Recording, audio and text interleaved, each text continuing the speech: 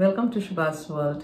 In the video, நான் வந்து என்னோட perimenopause symptoms என்னென்ன, அதாவது expected symptoms என்ன and surprise அப்படின்னு சொல்லி வந்த symptoms என்ன, இதெல்லாம் பத்தி பார்க்க போறோம்.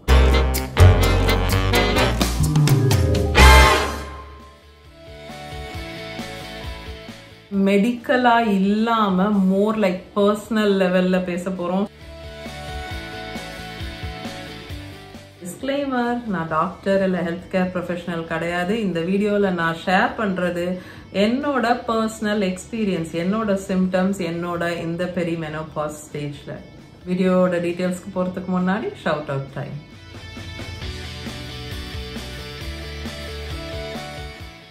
பெரிமெனோபாஸ் அப்படின்னா என்ன அப்படின்னு தெரியாதவங்களுக்கு ஒரு ஷார்ட்ஸ் இருக்கு. What is perimenopause?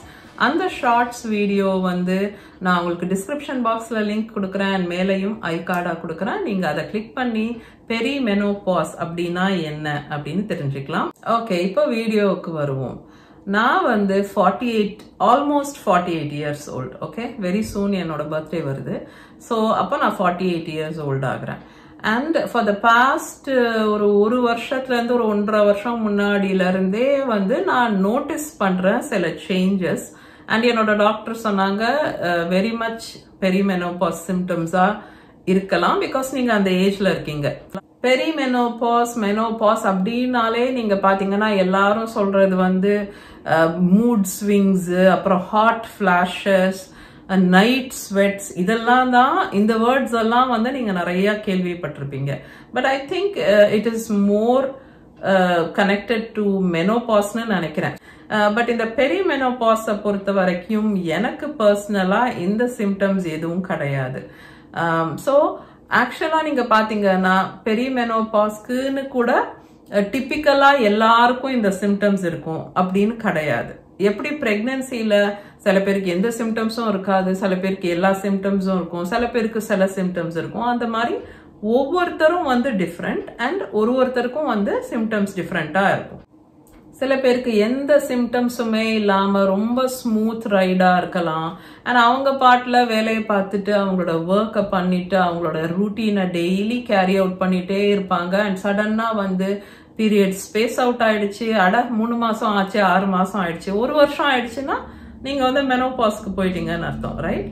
ஸோ அப்படி ஒரு ஸ்மூத் ரைட் சில பேருக்கு இருக்கும். முதல் சிம்டம், அண்ட் இது வந்து அநேகமா எல்லாருக்கும் இருக்கும், அது என்னன்னு பாத்தீங்கன்னா இர்ரெகுலர் பீரியட்ஸ். இர்ரெகுலர்னா என்னன்னா திடீர்னு ஒரு மாசம் வந்து ஏர்லியா வரும், அப்புறம் வந்து அடுத்த மாசம் வந்து கொஞ்சம் லேட்டா வரலாம். ஸோ இந்த ஃபிளக்சுவேஷன்ஸ் இருக்கும். ஸோ இதுக்கு முன்னாடி இந்த ஒரு 2 இயர்ஸ் முன்னாடி, 1.5 வருஷம் முன்னாடி வரைக்கும் எனக்கு வந்து பயங்கர ரெகுலர் பீரியட்ஸ், அப்படியே ஆன் த கிளாக் கரெக்டா வந்துடும், ரைட்? பட் இப்போ ஒரு 1.5 இயர்ஸா எப்படி இருக்குன்னா 3 வாரத்திலையும் பீரியட் வரலாம், இல்ல 5 வாரத்திலையும் பீரியட் வரலாம், இல்ல கரெக்டா 4 வாரத்திலையும் வரலாம். இது எப்படி வேணா இருக்கலாம். ஸோ ஒரு 7 நாள் முன்ன பின்ன ஆகுறது வந்து இப்போ நார்மல் ஆயிடுச்சு. அண்ட் அந்த கணக்குப்படி பார்த்தா நான் வந்து ஏர்லி பெரிமெனோபாஸ்ல இருக்கேன். இந்த பெரிமெனோபாஸ் வந்து 5 to 10 இயர்ஸ் வரைக்கும் எக்ஸ்டெண்ட் ஆகலாம் அப்படின்றாங்க இல்லையா? நீங்க இதுல எந்த ஃபேஸ்ல இருக்கீங்கிறது வந்து எந்த அளவுக்கு ஃபிளக்சுவேஷன்ஸ் இருக்கு உங்களோட சைக்கிள்ல, உங்களோட பீரியட்ஸ்ல அப்படிங்கறத வச்சு சொல்ல முடியும்ன்றாங்க. ஸோ இந்த 7 நாள்ங்கிறது வந்து ஃபர்ஸ்ட் ஸ்டேஜ். ஸோ இந்த 4 ஸ்டேஜ்ல நான் இப்போ ஃபர்ஸ்ட் ஸ்டேஜ்ல இருக்கேன். 4வது ஸ்டேஜ் எதுனா 60 நாள் முன்ன பின்ன ஆகுது உங்க பீரியட் அப்படின்னா அது வந்து 4th stage of perimenopause. And அதுக்கப்புறம் நீங்க மெனோபாஸ் ஸ்டேஜ்க்கு போயிடுவீங்க. ஃபிளக்சுவேஷன்ஸ் வந்து டேஸ்ல மட்டும் இல்ல, ஃப்ளோலையும் இருக்கு. அதாவது ஒரு சமயம் வந்து பீரியட் வந்து மேனேஜபிளா இருக்கு, ஓரளவுக்கு லைட்டரா இருக்கு, ஒரு சில சமயம் ரொம்ப கொடுமையா இருக்கு, ரொம்ப ஹெவி பீரியட்ஸா இருக்கு. ஆஸ் சச் தெரியாதவங்களுக்கு சொல்றேன், முன்னாடியே எனக்கு வந்து ரொம்ப ஹெவி பீரியட்ஸ் ப்ராப்ளம் இருக்கு. இது வந்து நான் என்னோட பிரெக்னன்சி, ஃபர்ஸ்ட் பிரெக்னன்சி வீடியோஸ்லாம் நான் ரொம்ப டீட்டெயிலா சொல்லியிருக்கேன். எப்பவுமே எனக்கு வந்து ஹீமோகுளோபின் வந்து 7ல இருக்கும் அப்படின்ட்டு. ஸோ அந்த மாதிரி ஹெவி ப்ளீடிங் இஷ்யூ இருக்கிற ஒரு பர்சன்னா, ஸோ யூஸ்வலா Day 2, Day 3 of my period வந்து நான் வந்து 2 டேப்லெட்ஸ் at a time அப்படின்னு சொல்லி 3 வேளையும் போட்டுடுவேன் அந்த tranexamic acid 500 milligrams. அப்பதான் வந்து அந்த ப்ளீடிங் வந்து கொஞ்சம் கண்ட்ரோல்ல இருக்கு. இல்லைன்னா நான் வந்து திரும்பவும் அனிமிக் ஆயிடுவேன். அந்த அளவுக்கு வந்து எக்ஸசிவா இருக்கும் ப்ளீடிங். பட் என்ன ஆகும்னா இப்பெல்லாம் வந்து அந்த 4th டே வந்து 3rd டேவை விட ஹெவியா இருக்கு. ஸோ அந்த மாதிரி வந்து அந்த ஃப்ளோ கூட மாறி வருது, இல்லை அன்பிரெடிக்டபிளா இருக்குன்னு சொல்லலாம். 2வது சிம்டம் ஃபேட்டிக், டயர்ட்னஸ். டயர்ட்னஸ் அப்படிங்கறத விட கூட வந்து ஒரு லேக் ஆஃப் மோட்டிவேஷன் சொல்லுவேன். எந்த ஒரு வேலையும் செய்யறதுக்கு வந்து ஒரு இன்ட்ரெஸ்ட் வரணும். இல்ல நான் வந்து அப்படியே பயங்கர high spirited high energy person அப்படின்லாம் நான் சொல்ல மாட்டேன். நான் வந்து ஒரு நார்மல் பர்சன் தான். எனக்கும் வந்து கொஞ்சம் கொஞ்சம் அப்பப்போ சோம்பேறித்தனம்லாம் வரும். எனக்கும் வந்து நல்லா தூங்குறது, மத்தியானம் தூங்குறது, அதெல்லாம் வந்து நான் ரொம்ப என்ஜாய் பண்ற ஆளு. பட் இப்போ புதுசா வேற லெவல் லேக் ஆஃப் மோட்டிவேஷன்.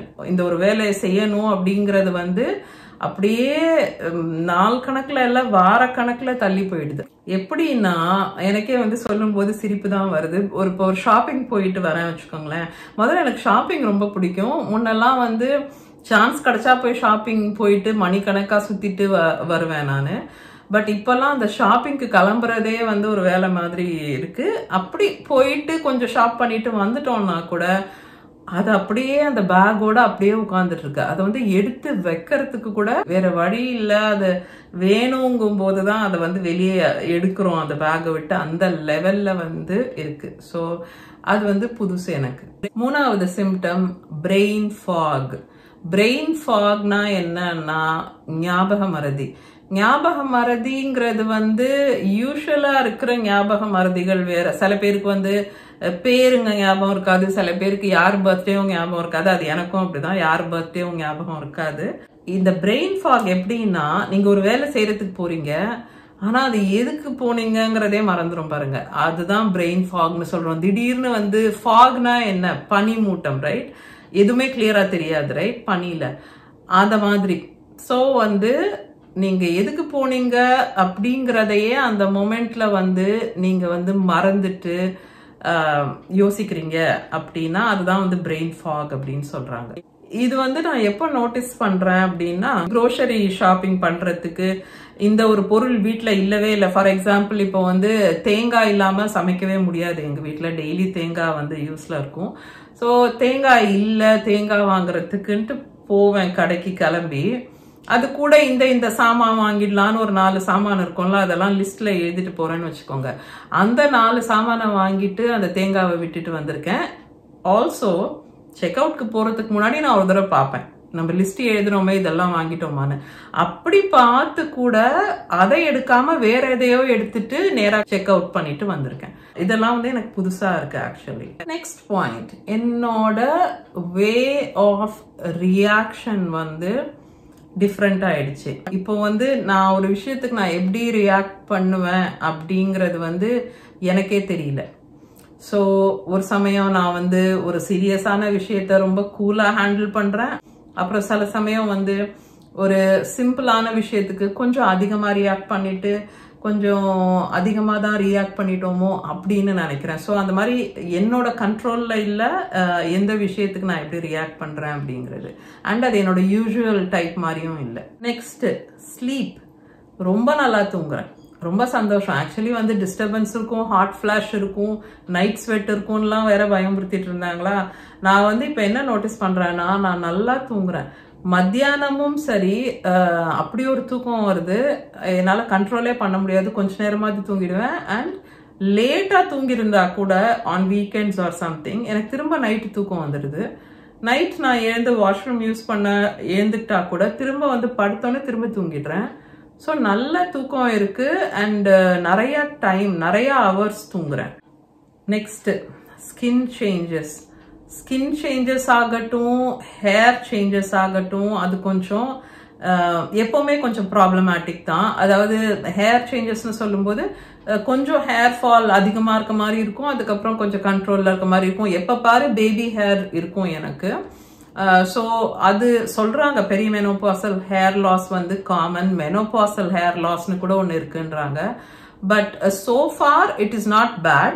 எனக்கு வந்து ஸ்கின் தான் ரொம்ப சென்சிட்டிவா இருக்கு. அண்ட் முன்னாடியே கூட எனக்கு ஆக்னே ப்ராப்ளம்ஸ் உண்டு. அதாவது பிம்பிள்ஸ் வந்து எப்பவுமே எனக்கு இருக்கும், டிபெண்டிங் ஆன் என்னோட சைக்கிள்ல நான் எங்க இருக்கேன்னு. பட் இப்போ வந்து ஒன்று போறதுக்குள்ள அடுத்தது அண்ட் அந்த பஞ்ச் ஆஃப் பிம்பிள்ஸ், அப்புறம் பெயின்ஃபுல்லா இப்போ கூட நீங்க பார்க்கலாம். ஸோ அது மேக்கப்பாலெல்லாம் கவர் பண்ண முடியாத மாதிரி பெரிய பெரிய எரப்ஷன்ஸ் வருது, பெயின்ஃபுல்லான பிம்பிள்ஸ்.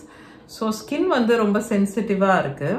அது ஒரு பெரிய விஷயம் இல்லை, பிகாஸ் எனக்கு எப்பவுமே கொஞ்சம் ஸ்கின் இஷ்யூஸ் இருந்துட்டு தான் இருந்தது. Next point, being intolerant. So நான் வந்து ஜென்ரலாக ரொம்ப டாலரேட் பண்ணக்கூடிய ஒரு பர்சன். ரொம்ப பொறுமை இருக்கும் சில விஷயங்களை பொறுத்த வரைக்கும். எதையுமே அதாவது எப்படி சொல்லணும்னா, சில பேர் வந்து பட்டு பட்டுன்னு மூஞ்சிக்கு முன்னாடியே கேட்டுடுவாங்க, இல்லைன்னா ஏதாவது சொன்னா உடனே ரியாக்ட் பண்ணிடுவாங்க. அந்த மொமெண்ட்லேயே வந்து டப்புன்னு திரும்ப பதில் கொடுத்துருவாங்க, ரைட்? நான் எப்படிப்பட்ட பர்சன்னா, யாராவது என்ன ஏதாவது தேவையில்லாம சொன்னா கூட அதை வந்து நான் வந்து அப்சர்வ் பண்ணிட்டு அந்த மொமெண்ட்ல ரியாக்ட் பண்ண மாட்டேன் யூஸ்வலி. ஸோ என்னோட ரியாக்ஷன் டைம் வந்து ரொம்ப லாங். ஸோ எப்படி இருக்கும் சில சமயம்னா, சில பேர் வந்து அவங்க சொன்னதை கூட மறந்துடுவாங்க. ஓ நான் அப்படி சொன்னேனா அப்படின்ற லெவலுக்கு வந்து சொல்றவங்க சொல்லிட்டு அதை மறந்துடுவாங்க. நான் அதுக்கப்புறம் போய் நீங்க வந்து அப்போ அப்படி சொன்னீங்கல்ல, அது வந்து கொஞ்சம் சரியில்லை அப்படின்னு நான் ரியாக்ட் பண்றதுக்குள்ள எனக்கே வந்து என் மேல சில சமயம் கோவம் வரும். ஏன் நம்ம இவ்வளோ ஸ்லோவா ரியாக்ட் பண்றோம், இல்லைனா ஏன் நம்ம இவ்வளோ தூரம் சகிப்புத்தன்மையோட இருக்கோம், ஏன் இவ்வளோ பொறுமையா இருக்கும்? பிகாஸ் நான் ஒன்று சொல்லட்டுமா, எல்லாருக்கும் வந்து நம்ம பொறுமையா இருக்கிறது வந்து வர்த் கிடையாது. பிகாஸ் சில பேர் வந்து அட்வான்டேஜ் எடுத்துக்க ஆரம்பிச்சிடுவாங்க இந்த லாங் ரன், ரைட்? நம்ம வந்து திரும்ப திரும்ப துடுக்கா பேச மாட்டோம், அவங்கள மாதிரி பிஹேவ் பண்ண மாட்டோம் அப்படின்ற தைரியத்துல அவங்க என்ன வேணா சொல்லுவாங்க நம்மள. அது வந்து அந்த அளவுக்கு அலவ் பண்ணக்கூடாது, அது கரெக்டான விஷயம் கிடையாது. So I am very happy that நான் இப்போவாது ரியாக்ட் பண்றேன். இப்போ எப்படி ஆயிடுச்சுன்னா, என்னோட அந்த ரியாக்ஷன் டைம் கம்மியாயிடுச்சு.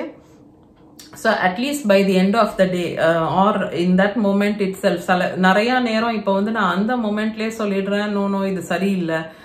அது யாரா இருந்தாலும் ரைட், எப்படி சொல்லணுமோ வித் ரெஸ்பெக்ட் நான் வந்து சொல்லிடுறேன், இந்த மாதிரி நோ தட்ஸ் நாட் ஓகே, இது வந்து நான் ஒத்துக்க மாட்டேன், இல்லை இதை நான் அக்செப்ட் பண்ணிக்க மாட்டேன், இதை நான் அப்படி கண்டினியூ ஆக விட மாட்டேன் அப்படிங்கிறது. என்னோட பீஸ் ஆஃப் மைண்ட் போறதோ, இல்லை என்னோட எனர்ஜியை ட்ரெயின் பண்றதோ, இல்லை என்னை வந்து காரணம் இல்லாம பழி சொல்லவோ அட்வான்டேஜ் எடுக்கிறவங்கள வந்து நான் டாலரேட் பண்ண வேணாம் அப்படின்ற அளவுக்கு வந்து நான் ஸ்ட்ராங்கா இப்போ நான் நிக்கிறேன். இந்த விஷயத்தை பொறுத்த வரைக்கும் இந்த சேஞ்ச் வந்து எனக்கு பிடிச்சிருக்கு, பிகாஸ் ஐ ஃபீல் பெட்டர். இல்லைனா யூஸ்வலா அவங்க நம்மள இப்படி சொல்லிட்டாங்களேன்னு நினைச்சு ஃபீல் பண்றேன் நான் அதை அப்பவே வந்து டேக் கேர் பண்ணும்போது எனக்கு வந்து அது பெட்டரா இருக்கு. அதை நான் கேரி பண்றது இல்லை, ரைட்? அது என்ன ரொம்ப அஃபெக்ட் பண்ண நான் விடுறது இல்லை இப்போ.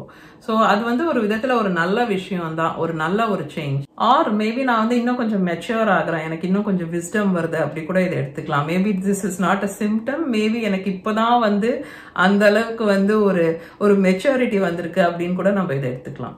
எந்த லெவலுக்கு வந்து நான் டாலரண்டா முன்ன இருப்பேன்னா, என்னோட சின்ன பையன் கூட என்கிட்ட சொல்லுவான், அம்மா நீ வந்து அவங்கள இந்த அளவுக்கு பேச விடுறியே, நீ ஏதாவது வாய் திறந்து சொன்னா என்ன உனக்கு அப்படின்ற லெவலுக்கு வந்து அவனுக்கே வந்து ஹர்ட் ஆகி, ஏன்னா நம்ம பசங்களுக்கு நம்மளை பத்தி தெரியும் தானே. ஸோ அவன் வந்து அந்த அளவுக்கு அவன் என்கிட்ட சொல்லி கூட இருக்கான், நீ வந்து இந்த அளவுக்கு பொறுத்து போக கூடாது எல்லா விஷயத்தையும், ஏன்னோ அந்த அளவுக்கு அவங்கள வந்து உன்னை வந்து தாழ்த்தி பேச நீ ஏன் விடுற, ரைட்? நீ ஏதாவது சொல்லணும் அப்படின்ற அளவுக்கு கூட சில விஷயங்கள் அவன் கேள்விப்படும் போது சொல்லியிருக்கான். ஸோ அந்த அளவுக்கு நான் வந்து ஓவர்லி டாலரண்டா இருந்தேன். But that's not a good thing.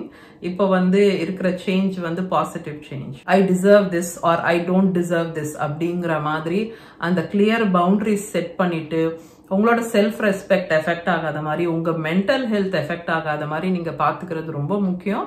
அது வந்து நான் வந்து ரொம்ப ஸ்லோவா ஒருவேளை இப்பதான் லேர்ன் பண்ணியிருக்கேனான்னு எனக்கு தெரியல. But I feel good about this change. Okay, so வளவலன்னு நிறைய பேசியாச்சு. உங்களுக்கு வந்து இது யூஸ்ஃபுல்லா இருந்ததுன்னா கண்டிப்பா கமெண்ட்ல சொல்லுங்க. அதே மாதிரி நீங்க வந்து என்ன கோ த்ரூ பண்றீங்க, பெரிமெனோபாஸ்ல இருக்கீங்கன்னா உங்களோட சிம்டம்ஸ் என்னன்னு கூட நீங்க ஷேர் பண்ணலாம். மற்ற வியூவர்ஸ்க்கு அது யூஸ்ஃபுல்லா இருக்கும். ஓகே, ஸோ உங்க எல்லாரையும் நான் நெக்ஸ்ட் வீடியோல மீட் பண்றேன். Until then, take care.